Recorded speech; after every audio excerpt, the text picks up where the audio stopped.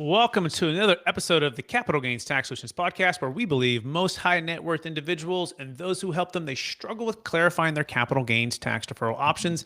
Not having a clear plan is the enemy, and using a proven tax deferral strategy, such as the Deferred Sales Trust, is the best way for you to exit your highly appreciated real estate, save a failed 1031 exchange, sell cryptocurrency, primary homes, really any asset that's subject to capital gains tax, so you can create and preserve more wealth. Hey, I'm your host, Brett Swarts. Each episode, I'm joined by some of the best real estate, financial, wealth, and business minds in the world, where they share their ideas, deal stories, and inspiration. So together we can make complex tax deferral strategies simple and passive income streams achievable. Hey, I'm excited about our next guest. We're going to be talking about all things of how to transform your life through real estate. In fact, this next guest has been an active real estate since 2002, and he founded the DeRosa Group in 2006. And the vision is to do just that, help you to get transformational life through real estate, and is focused on maximizing investor returns while providing high quality spaces for sale and for lease.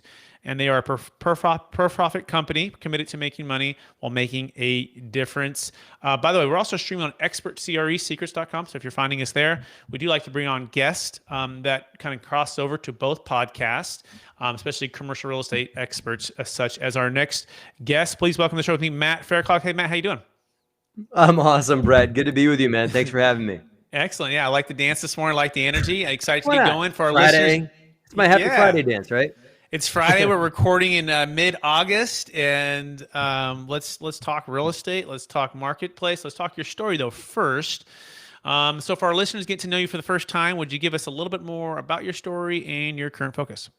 Sure, man. Thank you. And an honor to be here. Love the model of your show. Looking forward to getting into some conversations. So with that, my name is Matt Faircloth. My company is called the DeRosa Group, and we are a real estate company dedicated to transforming lives through real estate. What that means is we provide awesome housing for people that they can say they're proud to live in. We provide great investments for people that want to diversify outside of Wall Street. And we provide exciting work environments for those that work at properties that we own. And we also support operators that are doing the same thing through our initiatives there. So been investing full time for 15 years, have been involved in a lot of different real estate ventures, from fix and flips and single family homes and tax liens and all kinds of other fun stuff. Our primary focus is multifamily, but we also get involved in some other alternative assets too. We also own an office building that is cut up into like a Regis style office complex and that. But my primary passion is providing amazing above bar housing for people. So that's us.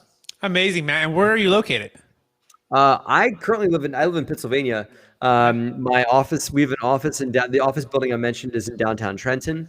And we have assets in North Carolina, Kentucky, Virginia, and no, not Virginia yet. We're hopefully have a deal in Virginia, but North Carolina, Kentucky, and Pennsylvania, New Jersey. Cool. Amazing, Matt. And I want to take one other step back too, right? I want to go back to maybe your university days, your high school days, when you were younger, perhaps. And, I believe we've all been given certain gifts in this life. And these gifts, I believe, have been given to us to be a blessing and help to others. Some people call them superpowers. Some people call them strengths. I think they're God-given gifts. And I think they've been given to us to be a blessing to others. So I'm curious, what are those one or two gifts that you believe you've been given? And how does that help how you help and bless people today? Sure. I would use the same language myself. But the way that I would say it is that I'm blessed with the ability to explain complex things in a simple fashion. In another life, Brett, I wanted to be a teacher because I know I can do that. I can explain things that I'm passionate about to people and help them understand those complex things. Those things are real estate investments for me. But I can also explain to my 7-year-old how an automobile works in ways that he'll get it. I think that's one of my God-given talents. I'm also good at for things that I am excited about, I'm good at conveying that passion to others. So if I'm excited about it, I'll likely get you excited about it. So those are two things that I bring to the table. Love it. Those are great gifts. Making complex simple, being a teacher at heart, and then helping to inspire or get people excited about things that you're passionate about. Is that a fair summary? Yes. Fantastic. Now let's jump right into the number one secret of transforming lives through real estate. First of all, how cool is that you have a a trademark. I believe that's the name for it, right? For this transforming lives through real estate. Touch on that, and then second, what's the number one secret to doing just that? Yeah.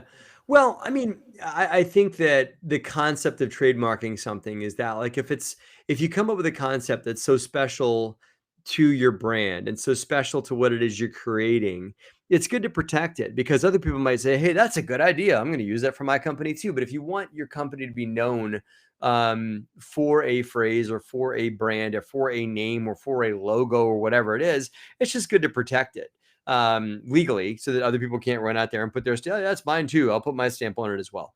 And so the concept of transforming lives through real estate is something that we came up with years ago, upwards of 10 years ago, and we were certainly the first ones to use it. So it makes sense to just protect it in that because it's something that I want to have our company known for. It is our vision longer term, Brett, to start supporting not-for-profit initiatives and give back and helping people, having conscious-based investing and things like that I want transforming lives to scale beyond just buying apartment buildings and doing good things doing good things with money in real estate, but also doing good in the world with the returns that we make as a company, not that I make for investors, but with the returns that I make to taking those things and pushing them through other real estate benefits and things like that. So Very that's, cool. yeah, I think we can transform people's lives through the profit that we make too. So. Love it. No, I think it's fantastic, and I think it's wise to not only have a vision statement, have set something that's a slogan, that's a brand, all of those things, and then to try to actually go do that, right? What you're doing right now. So let's dive right into that. So what's the biggest deal that you're finding, or biggest opportunity, or biggest challenge, however you want to take this, right now for the deals that you're looking at, or even the investments you're making? You mentioned hard money lending. So walk us through kind of what your 2021 strategy is, and how it's all coming to fruition here. Okay, I'll comment on a few things, right? So we're launching a blended fund. And that blended fund is going to invest in hard money loans and distressed mortgage assets and operators that we believe in that want to take their business to the next level.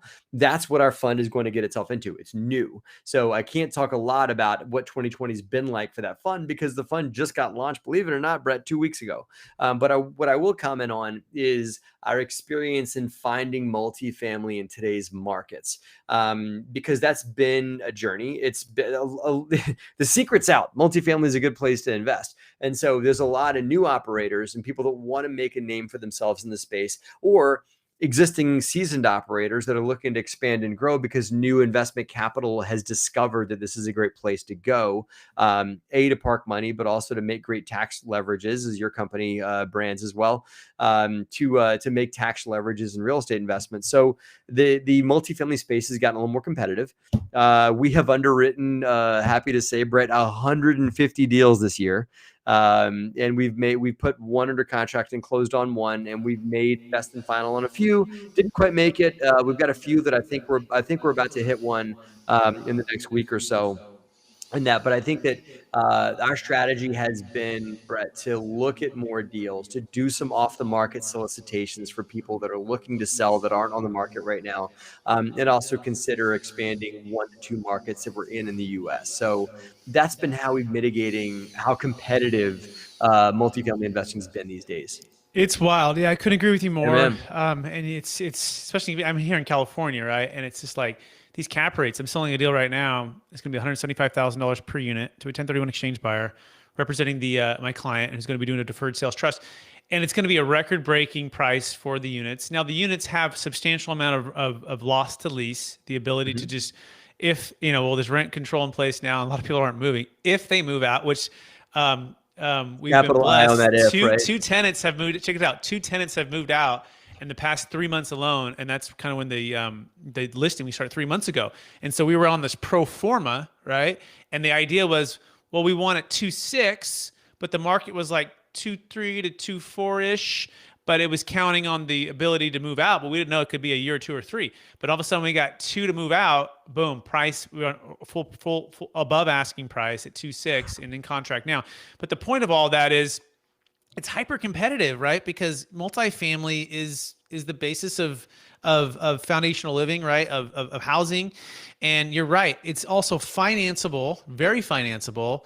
And there's a lot of money chasing fewer deals, especially those that are value add. So let's dive into that one deal that you found. A, how did you find it? B, what is the deal? I get, of course, too, right? Kind of give us the specs and what's the outcome on the pro forma. Yeah. So we'll talk. We have one that we're chasing. That's a big deal. 300 units in a part of Virginia that's really exciting. And I'm hoping we land that one. But I'll talk about the deal we just closed, which was 2 weeks ago, which is 152 in Lexington, Kentucky. And it's okay. It was a off the market deal, owned, believe it or not, Brett, by our property manager. And that's a lesson, like not put a pin, but just put a little lesson in that one, that if you tell brokers you want to buy, they get that. They understand. They know that's why you're in the market. They know that's their job, is to sell real estate for people, right? But also tell other people you want to buy. So we told our property manager we were looking to buy, and we tell our lawyers and our title companies and our mortgage brokers that we want to buy, that we're aggressive, we want to get in. And this property manager turned over a lead for us to say, hey, we brought this deal 4 years ago. We've kind of brought it as far as we want to. We're looking to get out of ownership, actually. We want to get into just managing, and they want to build and manage. That's it. They want to build apartment buildings and manage them for other people. The end. They don't want to own long-term assets anymore. They want to build and sell and manage. So their business model was changing, because nothing's stagnant, is it, right? Things change, and business plans change, and desires change, and goals change, and things have a beginning, middle, and an end. And this property manager was getting to an end of their ownership period on this property, and it just so happened to work. They were thinking about listing it, and they said, well, we won't list it if you guys will let us keep managing it. And they're an A+ operator. So absolutely, yes, manage my apartment building, because it's what they already managed a few of them for us already. And the other thing is that they were like, well, we would list it for this, but if you guys will buy it for this, it'll save us that listing commission. It'll save us the hassle of having put it on the market. Maybe you have to go back and forth with buyers and sell it with buyers and this and that. So, and we'd like to do you guys a favor and sell it to you guys for a good hassle-free number. Everything worked. The numbers added up. Off we go. Awesome. So telling people you want to buy, having a good relationship with property management. Yes. They sold you their actual deal. Fantastic. So what was the deal? Like, how many units? What was cap rate, IRR, Yep. Cash on cash? Kind of give us, and what's the business plan to make it a home run? Yep. 152 units, Lexington, Kentucky. It's called the Lexington Villas. We call it Lex Villas for short. It is a B-class asset. It was built a while ago. It was a 1970s vintage, but it had a major facelift, major reno by the property manager. The rents are solid. Because we're buying from an A-class operator, a lot of deals that I've done, Brett, have been with managed by column like B level or C level, even property management companies. But the big thing you got to do is I got to get that property manager out of here, because they're just wrapping this place around a tree, and we need to get a new PM in to run this property. This was not the case in this asset. This asset was already being run very well, and believe it or not, Brett, they had already implemented, at our request, once we put it under contract, we said, we want you guys to start doing rent increases as leases renew, to do a mild reno and rent increases as we go towards closing. They agreed to do that. And so as they got closer to closing, they started doing these rent increases and doing these renovations on their own dime at our request, because we were going to be their client very soon. And they were able to prove our business model before we closed. How great is that? So cash on cash on the deal will be in the mid-single digits first year, 6, 7, 8%, somewhere in there. We offer an interesting model, Brett, where we'll do a typical syndication investor level split, where they get 6% pref on their money plus 70% of the upside, 70% of profit above that. That's one model you can do, but that's a 10-year hold. You don't want to hold for that long. It's okay. We also have another share class that we offer investors, where they can make 9% on their money paid monthly.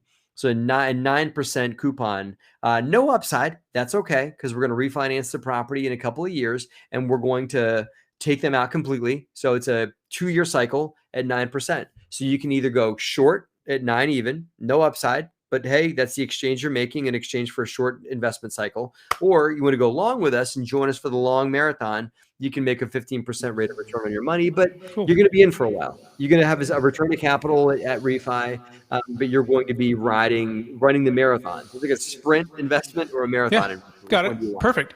Awesome. Amazing. So, right, 6% pref, 70%, 70% upside, 10-year hold as long as you're with 10 years versus 9% pref, zero upside, but a little bit shorter term with the refi. And by the way, you can learn more about Matt Faircloth at drosagroup.com. That's drosagroup.com. That's DEROSA group.com for those who are listening on iTunes. So, okay, excellent, Matt. So I like it. I like it. I like the 152 units. I like that it was a deal that you had someone that you trusted and knew, someone who's going to be managing it, right? Someone you could hold accountable, right? Even after the close of escrow, right? For these units, someone that's going to be willing to put some value add in before and kind of prove that we can get some higher rents. All of those are really good signs and good indicators for a solid deal. So love that. Okay, great. And then you're going and you're chasing the 300 unit. You want to touch on that one briefly as well? Yeah, I can't say a whole lot on that one, Brett, because we're not under contract on it. But I can tell you, it's in a top tier market of the I'll call it the Mid Atlantic region. Probably like in a top 5 city that's facing tremendous growth. And it's what I like. I like 2 things, Brett. I like deals that are either off the market, sold by my property manager and all that. That's just a slam dunk. The other thing I like is deals that have a little conceptual hair on them, if you will, right? Not down the middle of the fairway opportunities, because if you throw if it's a plain vanilla bread and butter deal down the middle, everybody and their mama is going to be in on this, right? So I like deals that have something a little funky to it, and this deal has 2 things that are funky. It's the ownership arrangement's funky because it's a condo. It's a bunch of condos, and it's a loan assumption. So you cannot go get your own debt on the property. You got to assume the debt in that, but the debt's favorable, right? Is it a yield maintenance deal or is it a big prepay? Is that why you're doing the loan assumption? Yeah. Well, I mean, it's one of those. That's the double-edged sword, right? With doing deals with agencies, with the federal agency like Fannie Mae, Freddie Mac, right? Yeah. Is they offer phenomenal terms, non-recourse, interest only, rate locked for a long period of time. They kind of stay out of your hair. They're the gold standard, aside from like going to HUD locked for 30 years. They're the gold standard for real estate financing. But if you want to sell shorter than your cycle on the loan, either you better have somebody to inherit that loan for you, or you better be waiting to just pay out the nose in fees. And it's some people call it prepayment penalties, but as you said, they like to call it yield maintenance and things like that when it's really defeasance or whatever, when it's really, really high. It's a mess. What's the interest rate on the loan? It's in the I think it's in the high 3s. So it's okay. It's favorable. It's okay. Right? When does it adjust? Like 12 years. Okay. And was it 30-year AM? 30-year AM, IO for 4 years. Okay. So I get IO for 4 more years, so I can enjoy cash flow, do some more stabilization, build it back up. Sounds like a decent loan. I mean, I know rates have dropped into the low 3s, but to get the IO for 4 years and it's not going to adjust for 12. Most of the 3s I'm seeing are fixed for 5, 30-year AM, and then it's adjusting. And so it was secured a while ago. It was secured a couple of years ago. But cool. the one caveat, you expect this because they're not giving the property away. They're the equity that we'll have to put in is well above 25%.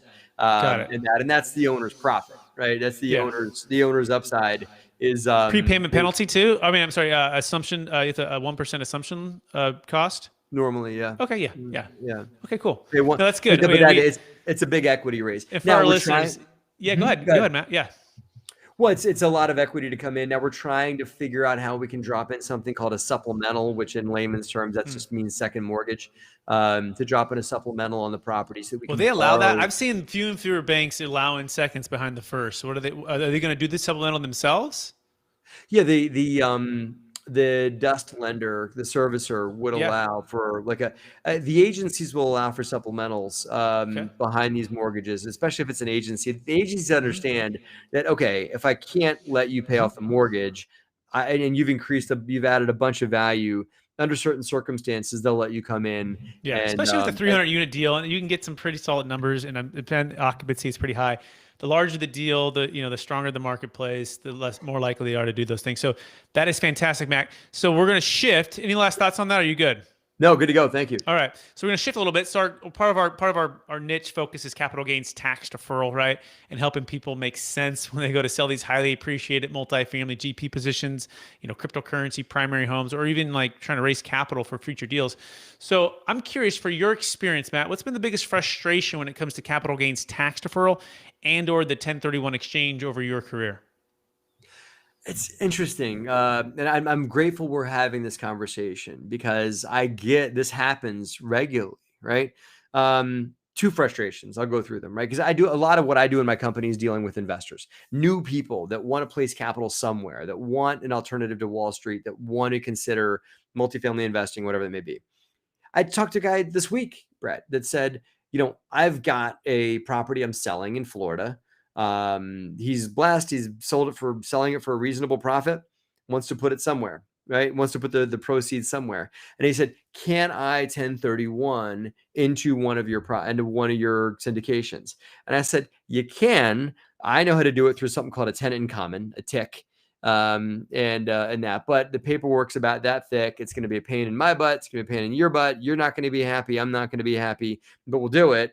If you can bring, a lot to the table. So those are the typical conversations I have. And a lot of times, Brett, what I'll do is I'll try and defer them away from the 1031 altogether to say, how about you just sell it and just take the money and, you bite the bullet, if you will. And I'm going to be doing a cost seg anyway. And so you're going to have a capital gain, and my cost seg is going to show a capital loss. And so we blend those two together, and I can wash out maybe not all of, but a good portion of your gain on the deal. So it's not the best, but it's been good enough, right? There's good, better, and best, right? So it's been maybe in the good range on what I can offer. That's frustration number one. Frustration number two is people don't want their money back, Brett. When you go and sell these properties, which we do, and we also refinance or whatever, they kind of get mad at you. It's like, well, great, you just made me this phenomenal return. We're selling a property in North Carolina.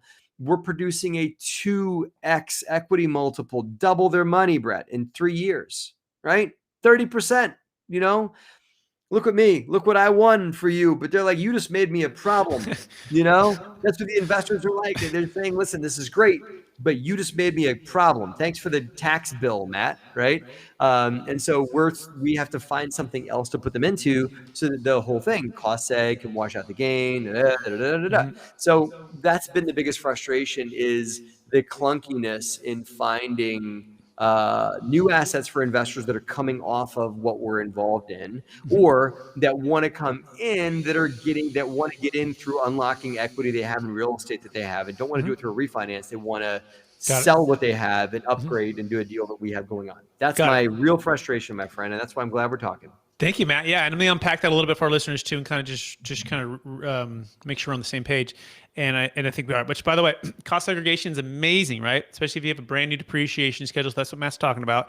He's buying a brand new deal without 1031ing typically, right?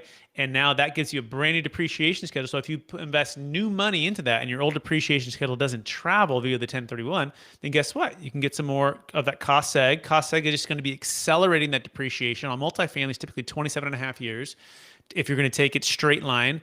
But you can go in and do a study, and that study can constrain those components, or can break out the components and reduce the time, and you can take it all in like a year or two, right? Especially with this thing called bonus depreciation, which is pretty amazing.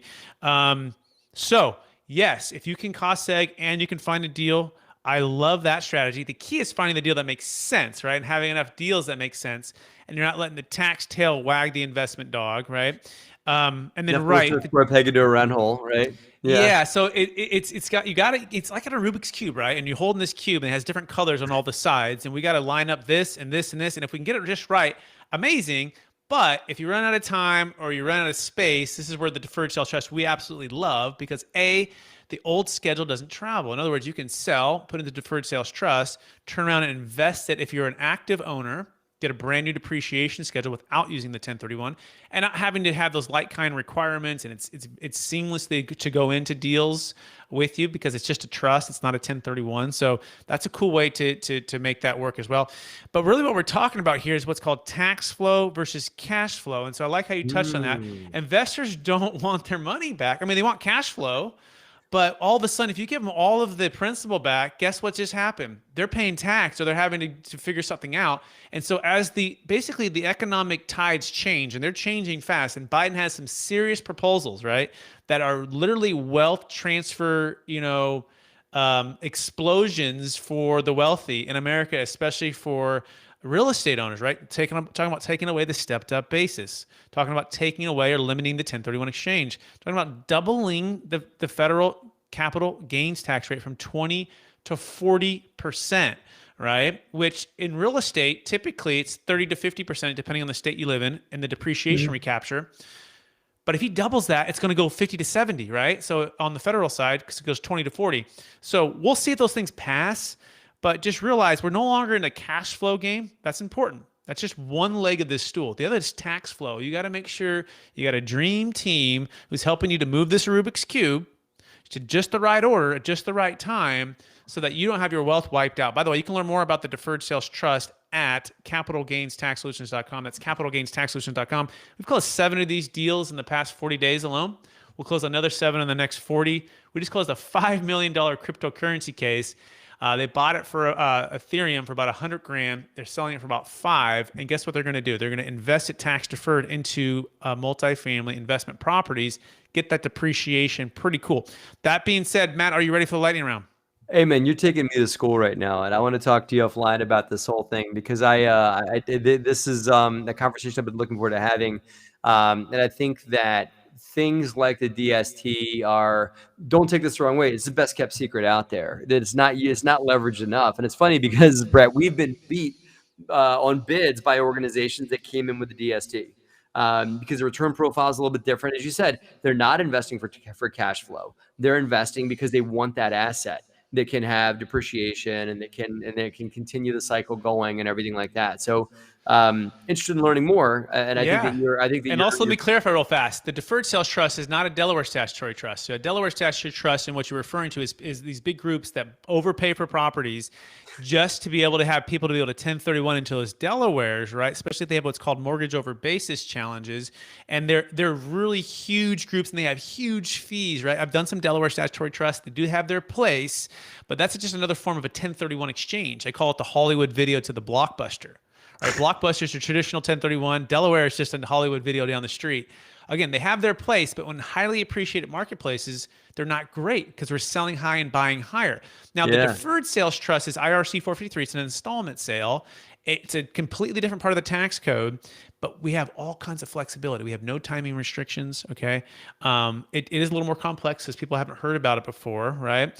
And so, but yeah, you can learn more about that at the capitalgainstaxsolutions.com. Also go to YouTube. I have a whole thing called Delaware versus Deferred Sales Trust. Any thoughts, Matt?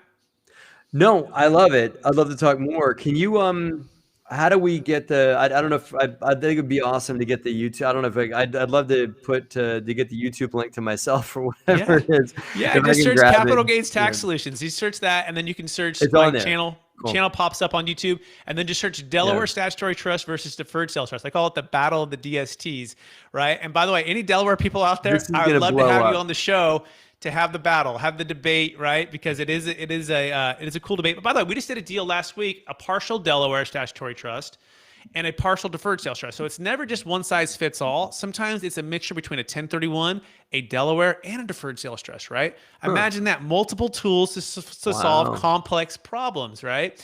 This is what we do every single day at Capital Gains Tax Solutions. So enough of that commercial. Thank you so much, Matt. Are you ready for the lightning round?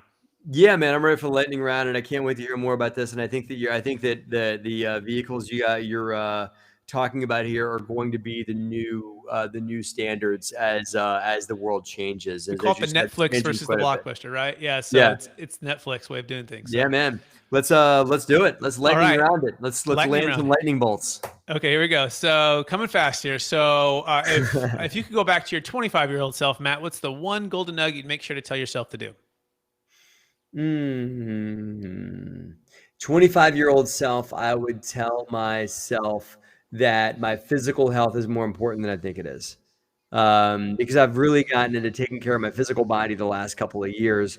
In my 20s, I was like, "Yeah, I'll live forever." In your 20s, you kind of think you're bulletproof, right, Brett? And so I thought I was more invincible, and realized how important it is to take care of my body in the last, say 4 to 5, and that. So I probably would tell myself, "Hey, we should get to the Yep. gym. Love that. Get to the gym and eat a little healthier. Yeah, fatigue makes cowards of us all, right? And if you haven't read the TB12 Tom Brady's book yet, and read the book. It changed I my will. mind. I grew up as an athlete, playing college basketball and scholarship, playing football all my life. And I read that book. I'm going, oh my gosh, I'm just learning about fitness and health. Like, read TB12. Okay, second question. Number one book you've recommended or gifted the most in the last 12 months? Let's see. Number one book I've gifted or recommended in the last 12 months. Recently, I'm recommending a lot of, just keep talking about health, of Tim Ferriss's The 4 Hour Body. Came out a while ago, but it is a phenomenal manual on human health. Beautiful. I'm going to check that out. I Yeah. love Tim Ferriss. Third question. Biggest obstacle facing multifamily investors or Finding deals. syndicators or buyers? Finding deals that make sense, not forcing a square peg into a round hole, and also syndicators that are out there on the market that are trying to get deals done just so they can get a fee. That syndicators that are in this thing for fees versus in this thing for long-term equity, building investor wealth, that are willing to outbid me or us on deals just so they can get their acquisition fee. Yep, that's true. Yeah. Next question. What are you most curious about right now? I'm curious about where I think that the U.S. is, or just the world anyway, is in like a precipice of like, not sure where things are going to go. So I sure do wish, Brett, I had a crystal ball to see where the next 5 years are going to go from an economy, from a global prosperity standpoint, from a global unity standpoint. And I feel like we're kind of at that fork in the road that we could go down the awesome lane or we could go down the uh-oh lane, right? And so I'd like to see the world go down to Awesome Town and become more prosperous and become more blessed and more harmony and more unified. And I think that there's a strong possibility in going there. But there's also a lot of strife and a lot of divisiveness and a lot of us and them going on in our world too. And I sure hope we don't go down that road, but who's to say? Because I see both roads as very clear on how we get there. So amazing. Last question, Yeah. Matt. After all your success, helping all the people that you help on a mission to transform lives through real estate, how do you stay centered in your values, and how do you stay encouraged to charge forward to reach for new heights? I take time to review my values on a regular basis. My spouse and I are on the same page, Brett. Like that is my value foundation, is my marriage. And my wife and I, still, go to church almost every Sunday, sometimes online. That's okay. Zoom church, not just because of COVID, but because it's convenient. But we do that regularly with our kids and everything like that. And so our family is the source of our values, and that's how I stay centered in it. My wife and I do spiritual readings on a regular basis, and I tend to put it around me and not just put it as this thing over here. Yeah, I believe that.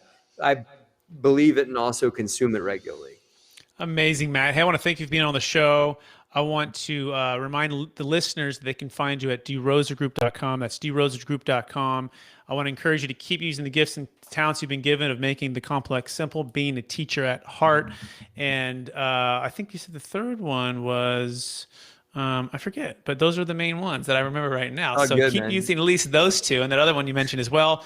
And again, go to drosergroup.com to learn more about Matt. Matt, I'll be in New York in about a month, and as I fly over Pennsylvania or close to it, I'll wave. You know what I mean? I don't get to that side of the Northeast too often, but I'm hoping the weather is really good. I heard October is pretty solid in that area. So New York in October will be spectacular. I hope you enjoy it. I'm sure you'll enjoy it. You'll have just the perfect weather, not too hot, not too cold. Yeah. A little chilly at night, but night's chilly, not cold. And maybe you'll catch the leaves change too. And if you get that, that'll be a blessing too. So. Perfect. Well, thanks, Matt, for being on the show. And also want to thank our listeners for listening to that episode of the Capital Gains Tax Solutions podcast. Hey, we covered a lot today. Some complex stuff.